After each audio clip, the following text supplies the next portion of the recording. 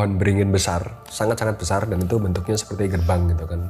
Dan dia bilang kayak gini, pokoknya nanti kalau turun usahain kita jangan lewat tempat ini malam-malam. Dia cuma bilang itu aja sih, dan tidak menyebutkan untuk alasan apa kayak gitu kan, untuk alasan apa gitu. Karena kalau aku tanya sama dia, apakah Mas di Gunung Ngeraung ini apakah juga secara yang namanya kerajaan atau apa itu juga sekelam gunung-gunung Jawa yang disakralkan lainnya? Wah, kamu jangan tanya, kalau di sini ini secara alam pun masih cukup liar gitu kan, masih secara taman nasional pun kayaknya juga masih belum yang ini juga gitu kan, dan sangat-sangat liar lah yang di sana. Dan saat itu ya? Saat itu. Tahun berapa itu? Baru-baru aja kok Mas. Maksudnya dibandingkan dengan gunung-gunung yang lain kayak Bromo, Semeru itu kan lebih asri lagi mungkin ya, dan itu nggak yang asri beberapa itu. Tahun yang lalu lah ya. Iya, dan ya udah kayak itu. Kalau kamu tanya tentang kehidupan lain di sana, ya ada kemungkinan. Kalau kamu cuma tanya tentang sosok-sosok yang selama ini belum pernah kamu lihat, ya kemungkinan ada di sini. Kamu mau bertemu dengan apa gitu kan. Tapi setelah melewati 2 beringin besar itu, kondisi sudah mulai mau maghrib ya gitu. Kita nggak bisa ngejar waktu sesuai ini kita, dan kerasa kok perbedaan kabut yang turun, terus kayak sekeliling kita itu semacam apa ya, aktif tuh kayak banyak lah kayak kegiatan lain yang mungkin bisa tanpa sengaja kita lihat di sana. Kayak ada beberapa yang berlari terus ngumpet di balik pohon itu, kita cari gitu nggak ada gitu kan. Dan itu cukup mengganggu karena kita cuma posisi bertiga, aku paling depan, temanku yang bisa melihat itu di tengah, dan ada satu teman saya yang kakinya agak terkilir, dia di paling belakang.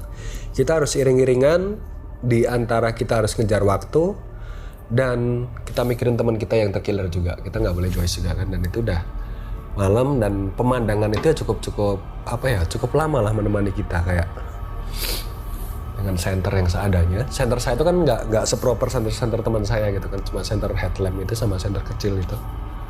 Gini kanan, kadang sering ada kepala, gitu. Nggak bersuara nggak, tapi cuma kayak ngeliatin, hilang lagi, kanan udah selesai, nanti gantian kiri, kanan lagi nanti udah selesai, nanti kiri gantian kiri kayak itu. Itu terus sampai kita sampai di pos 7 karena di Raung itu kan pos 1 sampai pos 4, pos 5 itu kan rata-rata secara medan hampir sama, masih hutan, nanjak terus kayak gitu. Dan di pos 7 kan itu tempat ngecamp kita, dan waktu kita ngecamp itu ya malamnya sih nggak ada apa-apa karena mungkin tempat campnya sendiri yang sangat-sangat begitu padat, nggak banyak tempat kosong, jadi satu dengan lain tenda itu saling berdekatan kayak gitu. Dan setelah itu kita di briefing jam 1:30 kita dibangunin, ayo kita summit. Semuanya bangun dan kita dikasih wanti-wanti juga bahwasanya nanti di perjalanan malam ini baru yang dinamakan ekstrimnya Gunung Raung. Kalian menyebut jalur 1 sampai jalur pos 1 sampai pos 7 tadi itu ekstrim. Itu tidak sama sekali ekstrim buat Gunung Raung, karena yang akan kalian temui ekstrim itu ya dari pos 8, pos 9 dan sampai ke puncak nanti, ke puncak sejati namanya. Tidak boleh ada teriakan dan tidak boleh melempar barang sama sekali. Teriakan tidak disebutkan alasannya kenapa, karena mungkin kalau secara logika ya ada suara yang misalkan kayak memantul, menggema, terus nanti kayak ada suara-suara apa yang akan mengganggu konsentrasi kita gitu. Dan kalau yang tentang melempar itu memang ditakutkan oleh petugas sekitar itu kalau kita melempar sembarangan, ada 1, 2, 3 mungkin yang tidak terlihat itu bisa tersinggung juga, karena pernah ada kejadian juga waktu itu. Entah itu pada akhirnya memakan korban atau enggak, tapi saya seingatnya diceritain pernah ada korban. Tapi itu cuma 1 di antara banyaknya perjalanan berhasil, cuma satu itu tok kayak gitu. Dan akhirnya kita jalan malam-malam. Tentang ekstrimnya Gunung Raung itu kan nanti kita diceritakan akan bertemu dengan jembatan yang namanya Shiratul Mustaqim. Itu mungkin secara nama, mungkin secara kepercayaan Muslim ya, itu adalah sebuah jembatan yang punya kesan segan tersendiri, bahwasanya itu jembatan di akhirat kelak gitu kan.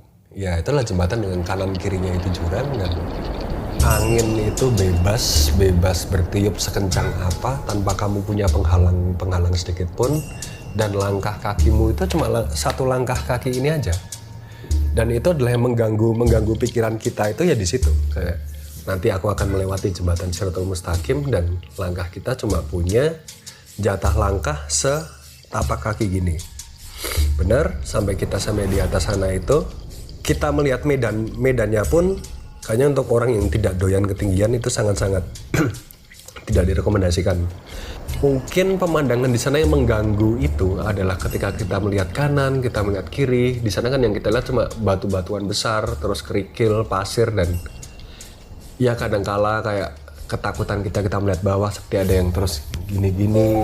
Pikir kita tuh adalah apakah mungkin itu pendaki lain yang kurang beruntung salah jalan sampai bawah di sana. Tapi kan ketika kita berjalan di tengah-tengah jembatan itu dan kita melihat ke kanan itu kan pusingnya setengah mati, maksudnya kayak kita ngeliat wah itu langsung nyaris vertikal lagi dan kita melihat ke sana mungkin ada yang kayak gini gitu, itu bikin kita pusing setengah mati gitu. Jadi kayak kadang gelingan, tapi ya terus saya nggak ada keinginan untuk lompat sih kalau di jembatan Shiratul Mustaqim itu. Kayak ya udahlah kita lanjutkan perjalanan. Cukup terjal sih di sana sih. Dari jembatan Shiratul Mustaqim itu masih belum selesai, jalanan masih naik lagi, dan ya kalau dibilang menguras mental kayak kenapa sih nggak sampai, kenapa sih harusnya jalannya mesti seperti ini. Untuk kembali pun udah di tengah-tengah gitu kan. Bahkan saya sama teman saya yang bisa itu pun sampai nangis saya. Karena saking nggak sampai-sampainya itu kan, ini waduh ini gunung apa lagi, nggak mau lagi lah aku kesini gitu kan. Terus masih kita juga memikirkan tentang apa yang sebenarnya kita cari di sana. Kok selama kita jalan selama ini kok kita malah jadi lupa tentang tujuan kita mencari sesuatu di sana. Ya pada akhirnya 1, 2, 3 kesempatan kita menemukan sebuah ya lorong-lorong mungkin yang dulunya buat pertapaan, ada beberapa yang buat ada bekas-bekas ritualnya juga gitu kan, ya mungkin ini digunakan untuk para orang-orang spiritual buat ya mencari tenangnya di gua-gua pertapaan ini itu kan. Pada akhirnya itu terus kita nyampe di puncak tusuk gigi. Puncak tusuk gigi itu puncak cuma isinya cuma batu-batuan runcing gitu, batu-batuan runcing. Dari tusuk gigi kita lanjut jalan lagi, nggak jauh dari situ kita sampailah di puncak sejati. Puncak di mana kita bisa melihat kawah kaldera terbesar kedua yang konon katanya Mahapatih besar kita pernah ditempa di situ. Ibarat kata Gatot Kaca ditempa di kawah Candra di muka, ya mungkin Mahapatih besar kita pernah ditempa di situ kayak gitu. Sampailah kita di puncak sejati dan ya menikmati pemandangan segala macamnya. Ya kalau dibilang berkesan itu sangat-sangat berkesan karena ya banyak tantangannya, dan di atas pun sepertinya kalau kita melihat ke arah kawah kaldera itu memang banyak tempat-tempat yang sebenarnya masih bisa dieksplor, tapi kan itu kan apa ya jatuhnya ya, belerang apa ya, kawah-kawah awan-awan panas kayak gitu, dan ya udahlah kita cukup nikmati itu dari ketinggian saja kayak gitu. Lalu akhirnya turun tuh. Akhirnya turun pun ya Di hari yang sama. Di hari yang sama. Jadi kayak kita tidak menunda. Lah ini salah kita adalah ini. Kita itu turun karena kita nggak mau menunda. Buat kita pulang sekarang atau pulang besok itu capeknya sama aja. Kita extend 1 malam, kita merasakan dingin yang sama juga. Sampai di base camp pos ngecamp kita itu kita sempat istirahat bentar, terus kita putusin udahlah yuk beraniin turun walaupun ini udah jam 2 dan kita tahu kalau nanti kita turun kita akan melewati pohon yang sebelumnya pohon beringin tadi yang katanya jangan lewat sana malam-malam gitu kan.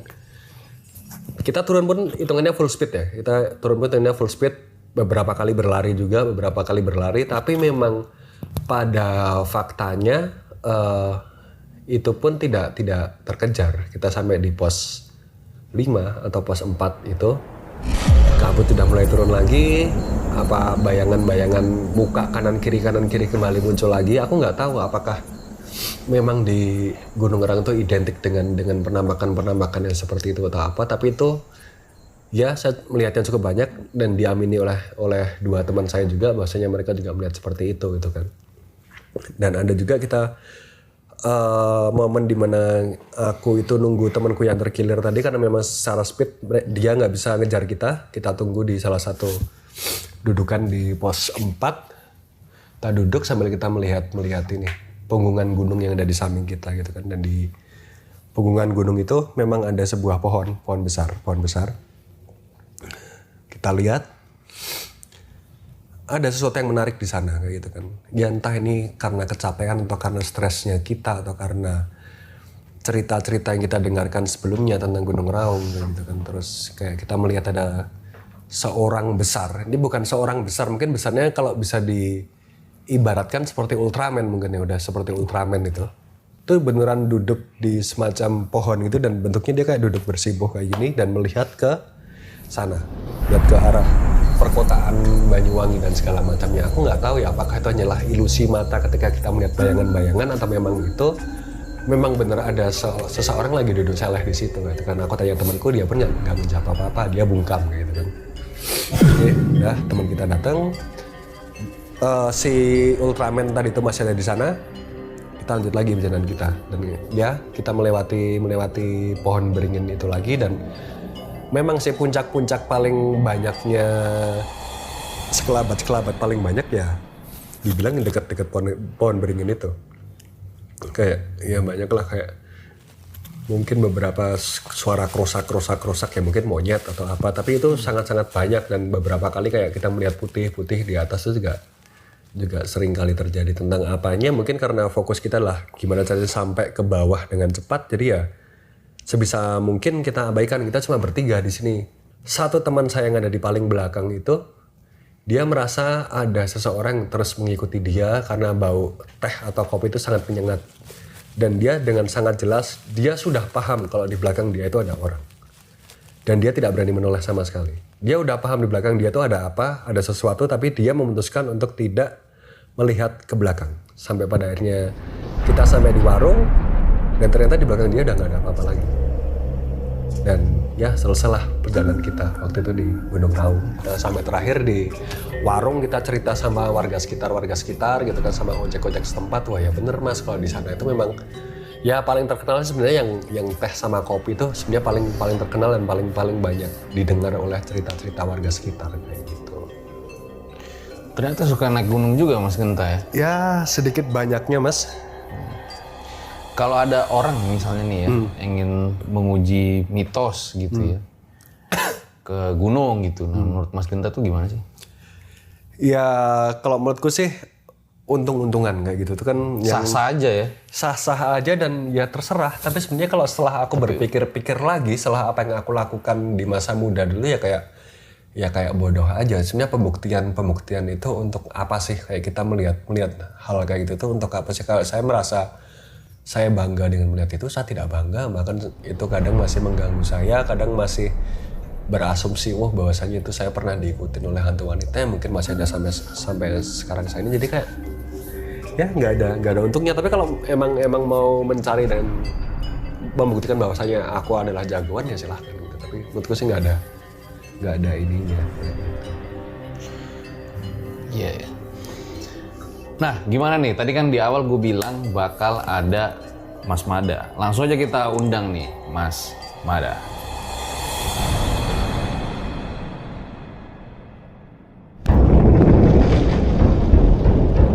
Ya, di episode ini gue kedatangan legend-legend horor di Jogja. Halo Mas Mada.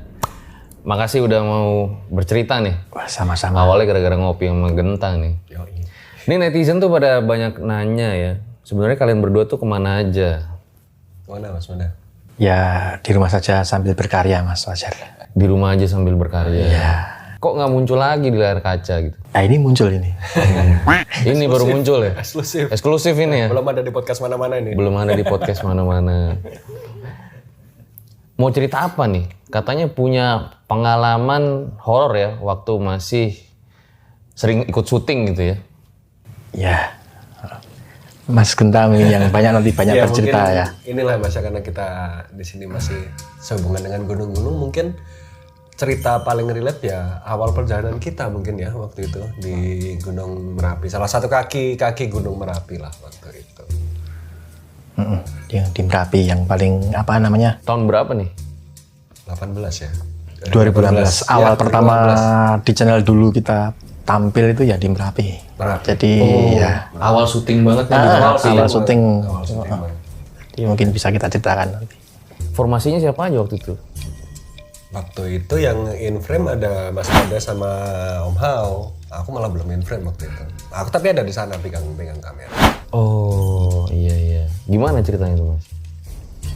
Ceritanya kan gini ya, waktu itu berawal kita tiba-tiba kok harus eksplorasi gitu ya. Nah, atau terus mana ya? Kalau Jogja yang paling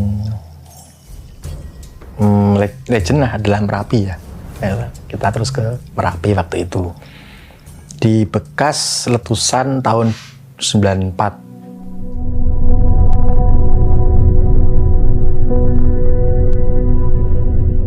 Jadi ceritanya itu kan ada sebuah rumah.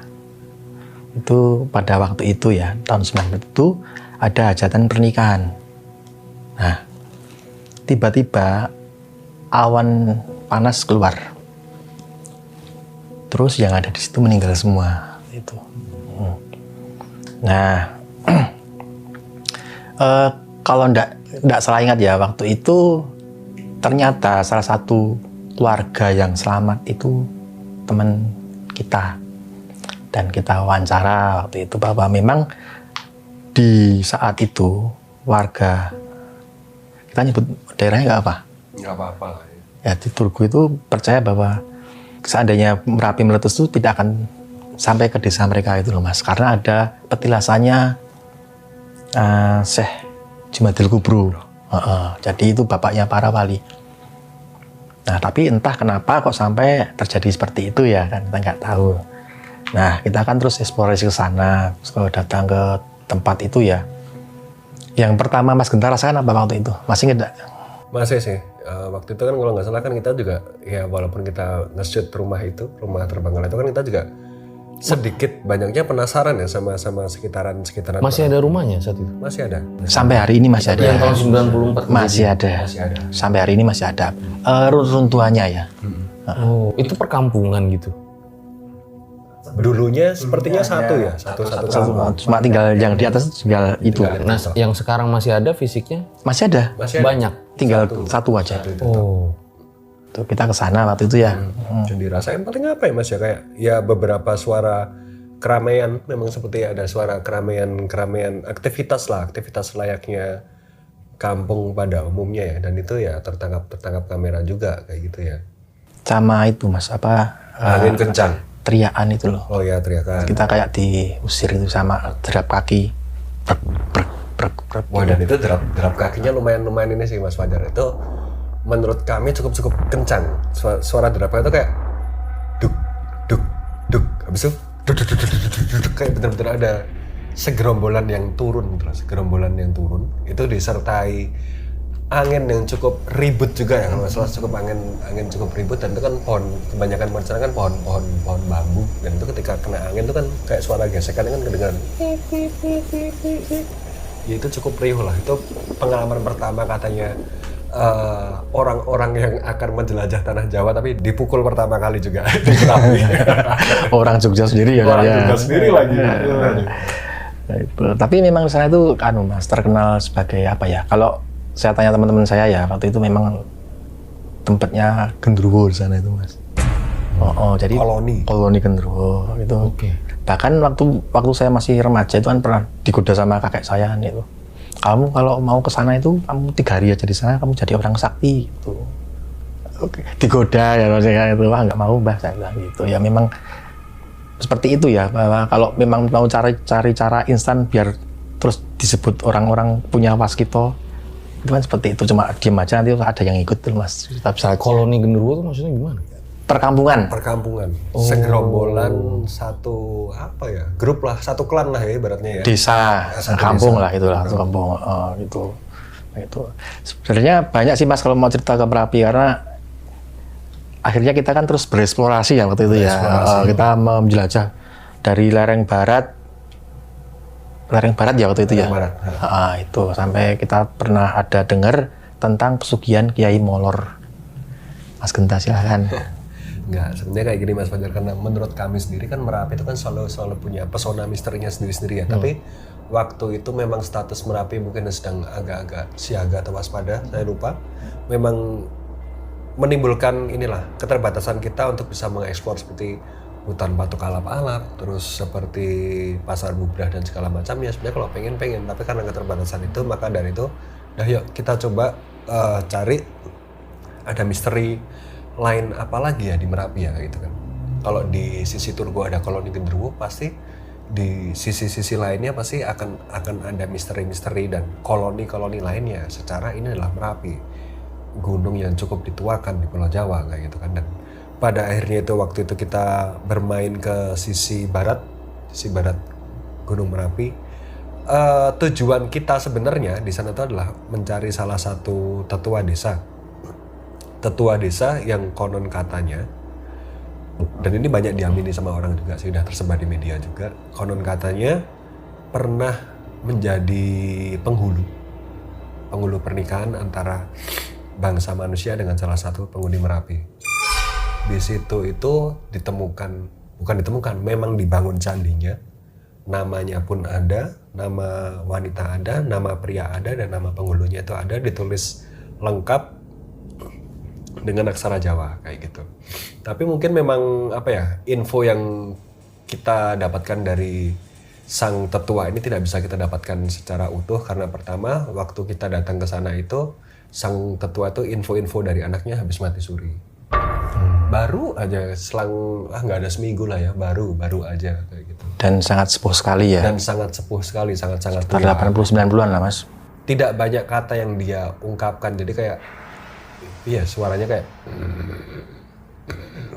ya geraman, gemuruh sendiri kayak gitu. Ya kalau kita datang itu auranya ngeri ya tuh ya. Nggak bisa bicara segan cuma. Kalau ngeri nggak segan. Cuma gitu aja. Gitu. Terus habis itu kan kita memang merasa tidak bisa mendapatkan info dari tetua itu, maka itu kita coba, yuk kita agak-agak sedikit turun, kita cari info dari warga sekitar. Sebenarnya di sana itu ada apa aja kayak gitu kan. Dan menurut warga sekitar ya Merapi akan tetap menjadi Merapi yang tidak pernah ingkar janji, akan menawarkan segala kekayaan yang dia punya kepada warga-warganya, tapi juga pasti kekayaan misterinya juga pasti akan ditawarkan juga selaras dengan itu kayak gitu. Dan kita tanya waktu itu, sebenarnya kalau di Merapi ini sendiri ada apa sih Mas? Terus dia jawab, ya Masnya mau cari apa? Masnya mau cari apa di sini gitu kan? Bahkan bukan rahasia umum juga ya, bahwasannya dulu di sisi sana itu malah justru ada orang yang memang mengambil semacam profesi yang kalau mau cari apa ya udah sini aku anterin kayak gitu kan. Dan salah satu yang ditemukan tadi lah yang Mas Manda bilang adalah tentang pesugihan yang bernama Kiai Molor. Ya itu penyebutan kita aja kok ya. Itu penyebutan kita aja lah. Kita aja karena paling gampangnya kita sebut dengan Kiai Molor karena secara bentuk dan namanya efek dari pesugihan itu ya nggak beda jauh dari namanya kayak gitu. Coba cerita Mas Manda, Kiai Molor itu apa? Deliver ke saya. Iya iyalah. Kalau nggak saya ingat ya, saya ingat dulu. Jadi itu tuh kayak apa ya Mas ya? Pesugihan yang menumbalkan dirinya sendiri. Gentle. Jadi heroik gitu ya. Misalnya saya itu kan, nah itu nanti badan saya akan kayak bernanah, gitu Mas. Busuk, terus keluar lendir-lendir. Itu dan itu sama warga sana temen itu bilang ya seperti itu gitu loh. Memang terkenal di sana gitu ya? Bukan terkenal Mas, itu sekarang udah nggak populer lagi. Dulu tahun 80-an itu loh Mas, 80-an. Mungkin karena terlalu mencolok ya Mas ya, beda dengan mungkin yang buto hijau atau apa, itu kan nggak mencolok ya. Kali itu kan mencolok kan kelihatan, terus dijamin orang yang melihat pasti akan jijik. Dan dia tidak usah melihat lah, membaunya aja mungkin itu. Ya kurang populer mungkin karena sedikit yang mengambil ya, karena mau nggak mau kan orang yang mau kaya itu kan biasanya kan ya udah kita nikmati kayaknya sendiri, tapi kan ini kan disiksa sendiri dan tidak bisa menikmatinya sendiri, mungkin ya agak kurang populernya seperti itu. Karena konon di salah satu sungai di sana itu yang namanya Kiai Molor itu memang meninggal di tempat itu. Dia itu semacam apa ya Mas? Siluman bisa disebut. Siluman Kata setengah amfibi atau kadal. Siluman kadal. kayak kadal gitu loh. Jadi dia menuntut pelakunya untuk setidaknya selicin aku atau secara bentuk ya semirip aku lah kayak gitu, mewakili namaku kayak gitu. Bukan siluman kerbau ya? Siluman kerbau bukan. Genderuwo. Tuh, ya itu. Terus ada lagi, terus selain kayak molor tuh masih ada lagi dan ini cukup unik Ini juga. jadi pas lagi bikin konten di Gunung Merapi gitu ya? Itu malah kita sama sekali tidak bikin konten karena waktu itu kita masih secara video itu nggak yang mikir-mikir banget kita gimana caranya kita bisa nyari bahan tulisan sebanyak mungkin. Oh, jadi buat bahan tulisan nih. Bahan tulisan sebanyak mungkin. Lalu ditemukan juga bahwasanya di salah satu sisi Merapi ini juga legenda. Bahwasanya di sana itu ada salah satu pohon yang menjadi kalau aku nyebutnya Hastana Tuyul, Istana Tuyul. Yang konon katanya ada tuyul apa? Berwarna biru. Ya, tuyul biru lah ini yang secara kekayaan dia bisa memberikan banyak dan itu model tuyulnya itu kayak ya berjatuhan seperti buah di sana kalau kalian mau ini tahu. Dan ketika tuyul itu jatuh terus ada perantaranya aku nggak tahu perantaranya bantu manusia atau apa. Itu jadi kayak kalau info yang kami dapat ya bahwa setiap tuyul itu ada yang kayaknya yang ngomong itu loh. Nenek-nenek tua, bapak tenggok. Nah itu yang akan merawatnya. Kalau di dunia seperti itu yang kita tahu seperti itu. Jadi dia yang akan merawat, menjaga, mengawasi itu. Tapi setiap kayak gitu ada rajanya. Nah, itu ya. Kalau di kepercayaan Jawa bahwa setiap sosok, setiap hewan, setiap apa itu mesti ada pemimpinnya. Itu kalau di orang Jawa ya. Itu. Nah kalau yang di Jawa di tuyul itu bentuknya tuh buto tapi kecil tuh Mas. Tuh mungkin besok ini akan saya tulis di Demologi Jawa. Besok ada datanya gitu. Ini bukan hasil terawangan dah. Ini benar-benar ilmiah, ada datanya dari tahun 1800 berapa itu. Siap. Nah, selama waktu syuting di KTJ ya, yang paling horor menurut kalian berdua itu pengalaman kalian berdua ya, POV kalian berdua itu yang mana?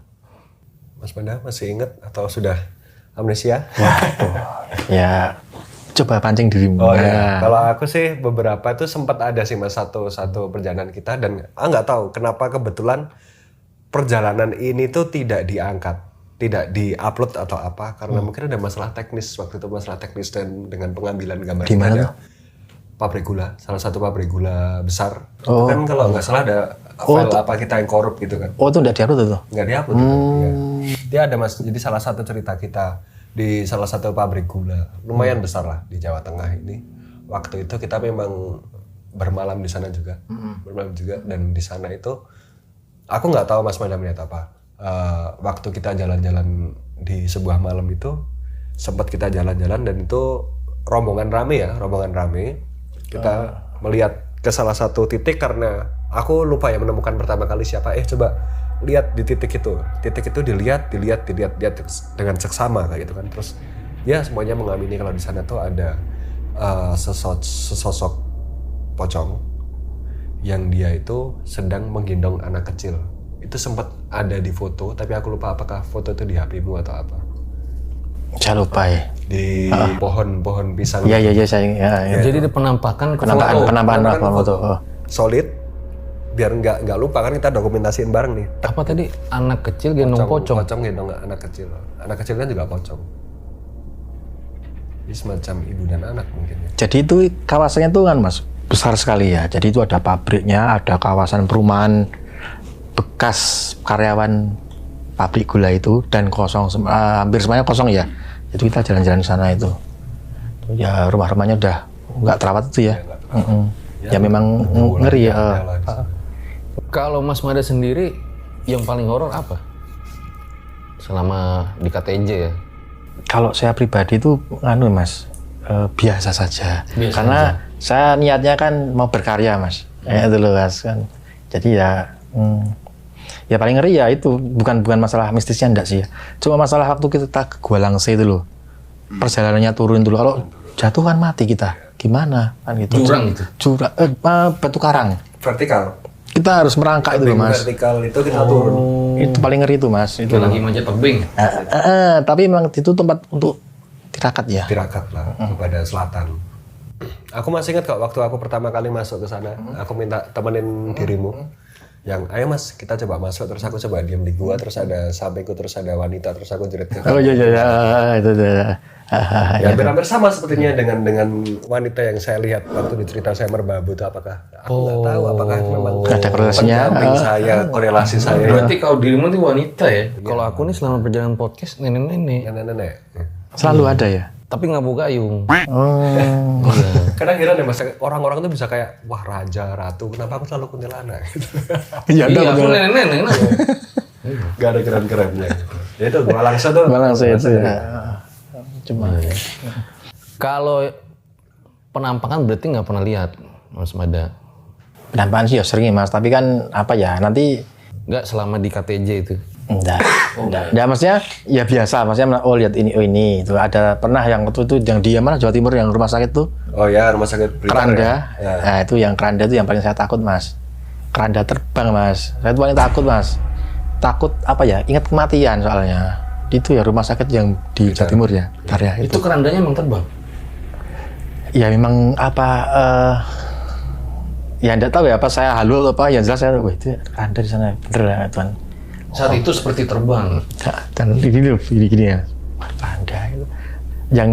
Yang ceritanya bahwa di rumah sakit itu ada dulu ada orang yang melahirkan, bahwa istrinya mau melahirkan dibawa ke sana dan ternyata setelah lahir ternyata rumah sakitnya udah kosong lama itu loh mas, itu ya.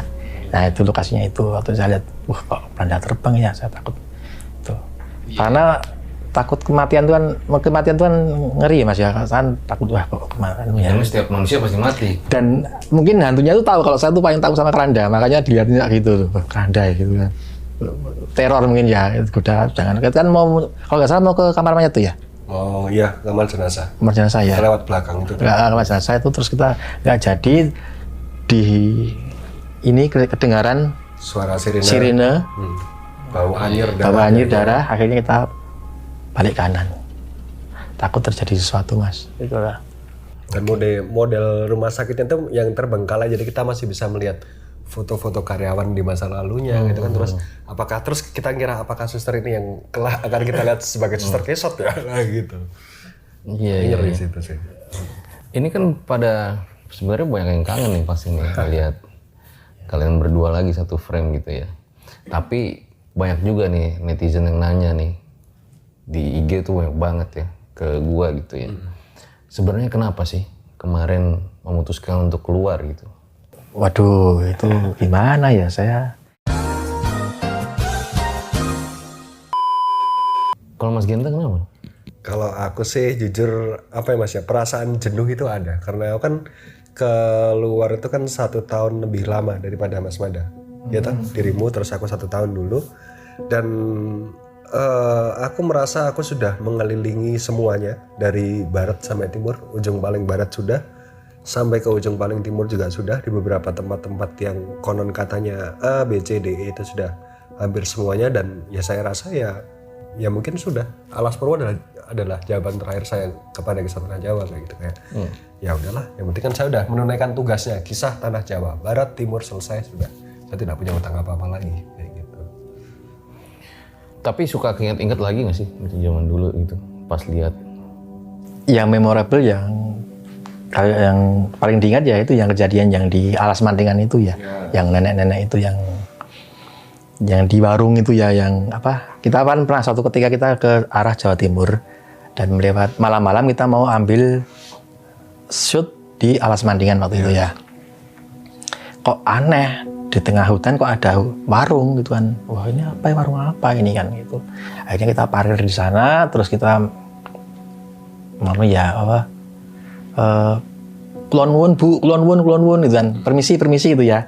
Nah tahu-tahu sepi kan gitu kan, tapi ada enggak tahu listrik dari mana, yang jelas itu ada terang lah ya, lampunya terang, ada sound radio tuning dulu mas. Radio bosok nggak ada penyari loh itu radionya. Semacam itu lah. Nggak tahu ya itu radio apa MP3 nggak tahu, yang jelas tuh kuno lah ya. Dan musiknya tuh musik kematian. campur sari tapi tentang kematian. Dan saya cari di YouTube, saya kan penasaran ya, kok nggak ada itu waktu selesai pulangnya itu. Nah, waktu itu kalau nggak salah Mas Genta apa ya yang manggil dirimu tuh pertama tuh. Terus yang keluar itu, Nah, terus ada ibu-ibu tuh keluar dari bawah dengan dandanan ibu-ibu tua lah, itu umur 60-70 keluar dengan dandanan menornya. Bergincu ya. Pakai gincu merah, terus nggak tahu kayaknya Pak sama ini juga deh, apa? Susur sama susuran juga. Dan saya notisnya itu pertama secara looks dia sudah lumayan aneh ya untuk jam segitu gitu. Tapi bentar, kalau beliau tidur bangun kok seger? Ya. Aneh nggak? Aneh. Ah itu loh Mas, itu kan aneh. Dan ketika dia mau ngelayanin kita karena ada satu kru yang mau pesen apa gitu itu kopi atau apa, saya melihat tangannya tuh ada 6. Jari tangannya tuh ada 6 dan satunya kan agak gini dan ya agak gila juga saya waktu itu. Gila terus udahlah saya nggak berani. Saya paling takut sama nenek-nenek. Mau itu hantu atau bukan, saya paling takut sama nenek-nenek. Terus saya keluar. Kenapa? Punya memori buruk sama nenek-nenek. Iya, punya memori buruk. Waktu kecil sering lihat itu mungkin. Terus saya keluar sama Om Hao waktu itu. Kita keluar terus ada bapak-bapak lagi tidur. Kita bangunin berdua. Pak, pakai sarung bapaknya. Pak gitu kan. Terus bapaknya itu noleh, ini mukanya ternyata bolong long. Ini yang di alas mantingin nih. Alas mantingan kayak bolong-bolong sering kita lihat di Google tuh loh, kayak bolong-bolong yang fobia tuh loh. Itu kan bolong-bolong. Kan sama anak kecil itu. Lah dia sama anak kecil. Oh ya, ada anak kecilnya juga. Jadi bapak-bapaknya tuh ini warung. Bapak-bapaknya tidur agak di sini nih. Aku jalan ke sini kan. Intinya mau nanya jalan atau nanya apa gitu, nanya jalan, Pak. Jalan ke sini mana ya? Terus bapaknya itu noleh gini. Pakai sarungnya dibuka, sininya bolong-bolong. Anak kecilnya aku lupa lari kemana atau aku lupa. Nggak bangun kayaknya, tidur kok itu kok. Berdua, ini bapak-bapaknya tuh kayak melindungi anaknya itu di dipan, semacam dipan kayu di bawah pohon itu, dia kayak tidur asik sendiri. Tapi kalau di logika ya sebenarnya aneh. Mau tidur di bawah pohon, enak-enakan juga tidur di rumah gitu kan. Truk pun nggak ada, maksudnya kalau dia sopir truk dan dia lagi istirahat, secara tempat tidak memungkinkan kayak gitu. Iya ya, ini kita nggak di briefing ya buat nambah-nambahin cerita ya. Jadi memang. Tapi yang jelas nenek-neneknya tuh bukan terus angker menakutkan tuh enggak Mas. Lucu beliaunya itu, lucu. Gini, kalau orang Jawa bilang ya, Bu, ajeng pipis ten pundi? Bu, mau kencing di mana? Ojo nang kono gitu loh. Nang kono bae gitu. Jangan di sana aja gitu ya. Lucu lah, ya, komunikatif dan baik gitu. Kesan yang saya tangkap waktu itu ya. Oh, ibunya ini baik. Dan kita juga membayar dan diterima. Itu ya. Nah, ini mungkin pada penasaran juga ya, awal ketemu lalu bikin konten di KTJ itu gimana awalnya? Awal ketemu? Yang historinya lebih panjang dulu. Saya ini ya. Selalu disudutkan saya ini ya. Boleh dijawab apa tidak ya? Dan pilihannya enggak ini?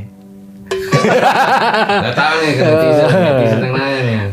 Ya intinya waktu itu kan kita sama sama Om Ho waktu itu kan bikin wisata malam waktu itu. Wisata malam itu ya kalau orang-orang vlog hari inilah bikin apa wisata malam itu kita datang ke tempat yang punya sejarah. Tapi kalau anak-anak zaman sekarang kan kalau dikasih sejarah kan ngantuk ya, harus ada sisi mistisnya gitu loh Mas. Jadi misalnya gini, bangunan ini dibangun tahun ini tahun 1800 bla bla bla bla, dulu dipakai ini. Kayak gitu kan garing. Akhirnya kita masukkan, oh bahwa dulu itu di sini ada penampakan ini loh, ini dibangun seperti ini kan, jadi dikemas cantik ya. Jadi niat awalnya waktu itu kan di wisata malam itu kan saya mendarma baktikan ilmu saya di bangku kuliah dulu di arkeologi, saya bikin wisata malam gitu loh. Nah singkat cerita ya, waktu itu kan akhirnya waktu ada KTKM ya Mas Genta ya, KTKM itu keluarga tak kasat mata. Nah itu kan kita sama Om Mbak itu kan terus ke KTKM itu, ke rumah yang viral itu kan di Jogja itu kan. Nah terus saya tulis di komunitas saya di grup FB waktu itu, Kerabat Keliling Jogja. Akhirnya viral, ramai Mas. Tuh, terus akhirnya kita ketemu waktu itu, terus habis itu ada orang mana ya, PH lah ya kita sebutnya PH ya, PH Bandung yang kemudian Pak ya udah kalian bikin apa gitu kan, kita bikin ini seperti ini. Konsepnya ya seperti itulah, bikin sejarah, bikin apa yang penuh dengan mistis seperti itu. Singkatnya seperti itu ya Mas ya. Berarti ketemu Genta itu karena KTKM. Iya. Loh, terus akhirnya kenapa kok mutusin ikutan gitu? Karena Tertarik? enggak, waktu cerita itu selesai kayak dari akunya pribadi pun juga kayak mempertanyakan habis ini mau bikin apa lagi ya. Dan kebetulan kan aku juga baru kenal mereka itu kan, dan aku lihat tulisan mereka juga kayaknya juga oke lah nih kalau kita mau lebih luas lagi. Berarti sama-sama basic penulis ya? Ya gitulah Mas, tulis dadaan lah. Tulis dadaan. Gitu kan. Gitu aja. Hanya satu visi ya udahlah, maka dikonsepkanlah sebuah nama Kisah Tanah Jawa. Akhirnya awalnya syuting bareng-bareng tuh yang pertama Merapi. Merapi itu tadi itu. Terjawab sudah. Nah, abis ini gimana? Kalian setuju nggak untuk Mas Mada cerita pengalaman horornya ketika KKN tahun 2000 di Bantul? Boleh banget, 20.000 komen di bawah.